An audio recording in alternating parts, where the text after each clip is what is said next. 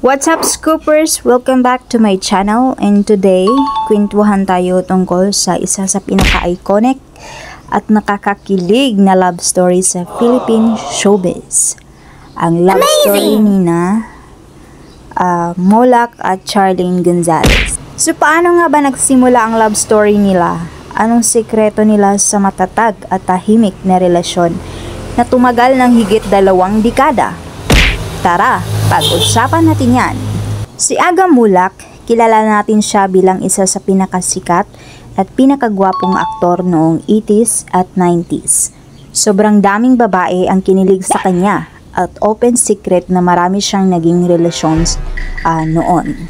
On the other hand, si Charlene Gonzalez, binibining Pilipinas, Universe 1994, isang beauty queen, smart, elegant at super composed.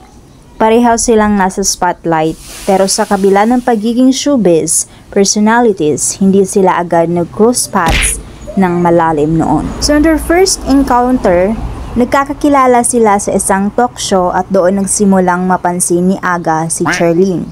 In one interview, Aga shared na, "The first time I saw her, I knew she was the one." E di wow, nag-effort talaga si Aga manligaw kay Charlene. Alam niyang marami na siyang past, pero naramdaman niyang sincere ito sa kanya. At totoo nga, Aga was ready to settle down. Hindi na siya yung dating Aga na puro ligaw. Kasi kay Charlene, seryoso na siya. Eventually, lumabot ang puso ni Charlene at tinanggap niya si Aga. And from there, nagsimula na ang isa sa mga pinaka-inaabangang relationships sa showbiz. Noong 2001, bigla na lang, boom, nagpakasal sila sa Baguio City in a very private and intimate wedding. Walang masyadong media, walang malaking anunsyo. Tahimik pero puno ng pagmamahalan.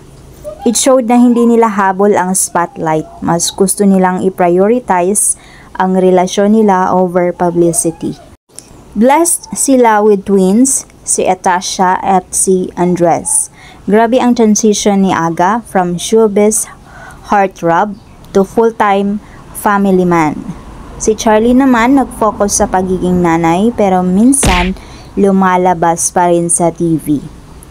Lagi nilang sinasabi na family comes first at kahit busy sila, they made sure na solid ang pamilya nila. Sa mga interview, lagi nilang sinasabi, trust, friendship, at communication ang foundation ng love nila. Hindi sila mahilig sa drama, hindi rin sila laging nakikita sa media. They chose to keep their relationship private and sacred. At kita naman, more than 20 years later, together pa rin sila, mas strong pa at mas solid pa.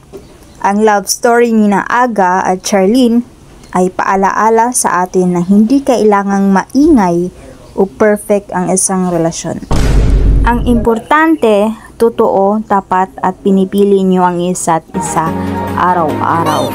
Kung gusto nyo pa ng ganitong love story content, don't forget to like, comment, and subscribe. Comment down below kung sino pa ang gusto nyo i-feature natin next. Thank you for watching, Scoopers. Kita-kits next kwentuhan.